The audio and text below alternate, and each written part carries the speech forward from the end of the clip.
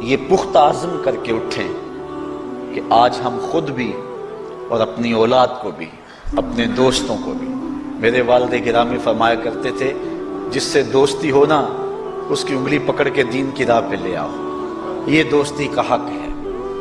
اس کے لیے آپ بہت کچھ کرتے ہیں لیکن اگر اس کو دین نہیں دیا تو کچھ بھی نہیں دیا۔ کوشش کرو میرا دوست ہو اور جہنم میں جائے۔ والدین بچے کے مستقبل کے لیے کتنی کوشش کرتے ہیں، لاکھوں روپیہ لگاتے ہیں مستقبل ٹھیک ہو جائے، کرتے ہیں کہ نہیں کرتے؟ یونیورسٹیوں کے اندر، کالجوں کے اندر کتنی بھاری فیسیں بھرتے ہیں، کیوں اتنا کچھ کیوں کر رہے ہو؟ میں نے دیکھا بوڑھا باپ اپنی کمر پہ بوریاں لاد کے مزدوری کرتا ہے، مائیں اپنا زیور بیچ رہی ہیں کہ اولاد پڑ جائے۔ میاں اتنا کچھ کیوں کر رہے ہو؟ جی مستقبل ٹھیک ہو جائے۔ یہ مستقبل کتنا ہے؟ 20-25 سال کا، اور جو اصل مستقبل ہے اس کی فکر ہی نہیں کسی کو۔ اصل مستقبل تو وہ ہے، اللہ اکبر، بیرون ملک جائے بیٹا تو ماں کہتی ہے بس دعا کرو کہ میرا بیٹا خیریت سے پہنچ جائے۔ بیٹی کی شادی کرتی ہے تو ماں کہتی ہے دعا کرو کہ اپنے گھر میں اس کو چین مل جائے۔ کسی کا انٹرویو ہوتا ہے، لوگ کہتے ہیں جناب دعا کرو کہ اس انٹرویو میں وہ کامیابی سے گزر جائے۔ میں کہتا ہوں جب قبر میں اترتا ہے پھر کسی نے آ کر کبھی نہیں کہا کہ دعا کرو مشکل گھڑی آ گئی ہے خیریت سے گزر جائے۔ اصل امتحان تو یہ ہے، اگر اس امتحان سے گزر گیا تو کامیابی اور بامرادی۔ یہ تھوڑا سا مستقبل دنیا کا، اس کے لیے ہم کتنے پیسے لگا دیتے ہیں، سب کچھ اولاد کو آتا ہے، ہر شے فر فر پڑھتے اور بولتے ہیں، دعائے قنوت بھی نہیں آتی ہوتی۔ تو ہم اپنی اولاد کے لیے دین کا تحفہ اس کو کبھی نہ چھوڑیں۔ اللہ اکبر، کوشش کریں، محنت کریں۔ حضور نبی رحمت صلی اللہ علیہ وآلہ وسلم نے ان بد عمل واعظین کی بات بھی کی ہے کہ جو لوگوں کو نیکی کا حکم دیتے ہیں اور خود اس پہ عمل نہیں کرتے۔ آج ہمارے کچھ واعظین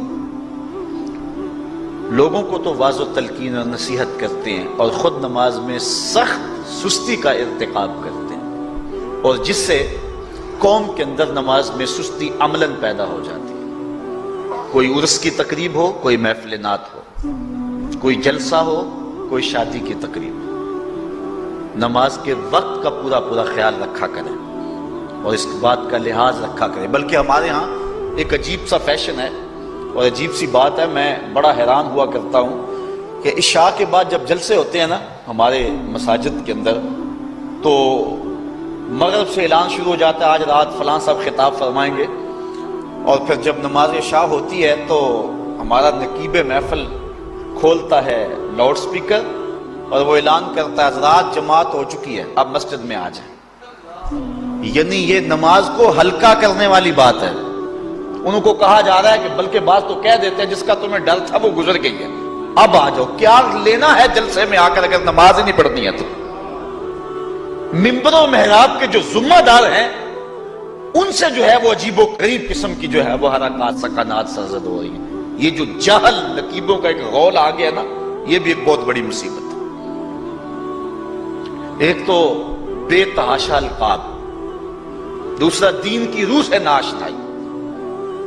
وہ کسی نے کہا تھا نا کہ پہلے حضرت غوث پاک ولی بناتے تھے، چور سے کتب بناتے تھے، آج کل ہم بناتے ہیں۔ کہا تم کیسے؟ کہا ہمیں پتا ہوتا ہے یہ چور بیٹھا ہوا ہے، کہتے ہیں غوث زمان اور کتب دوران۔